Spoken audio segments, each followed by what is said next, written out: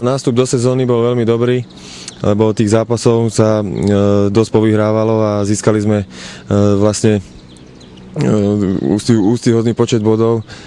Vlastne sme boli medzi 4 najlepšími mužstvami, vlastne medzi tými gigantami z Istanbulu a sa rozprávalo vlastne, že o takejto dobrej sezóne ako po sezóne, že môžeme ísť aj na nejaký pohár a to bol nejaký ten cieľ alebo nejaký ten sen náš aj klubový, že dostať sa a udržať si vlastne tú pozíciu a dostať sa do nejakého poháru, ale jarná časť nám vyšla tak, že sme vyhrali 2 prvé zápasy, ale potom sme chytili dlhú šnúru 10 zápasov vlastne bez výhry a to nás vlastne zosadilo z tých popredných miest na nejaké 10. 9. miesto, ktoré sme si vlastne udržali až do konca ligy a potom už hlavne z tých pohárových bolo to, že aby sme sa udržali v lige, ale ten náskok bol dostatočný z tej jeseni, takže sme radi, že sme tú ligu uchovali v Ankaraspore, ale zase na druhej strane sme boli nešťastní z toho, že sme si nevypracovali alebo nevybojovali sme si nejakú tú miestenku v tej pohárovej Európe. Do tejto chvíle ešte neviem na 100% akého trénera budeme mať, či to bude Turek a bude to nejaký zahraničný. Nejaké šumy už sú, že boli vlastne vedenie alebo manažment bol pozerať v Nemecku alebo vyhľadnúť si nejakého trénera, takže uvidíme, kto tam bude a akí noví hráči alebo kto odišiel, takže teraz je ten kolotoč tých transferov, tak sa nechám prekvapiť. V Ankaraspore vlastne som odchytal druhú sezónu a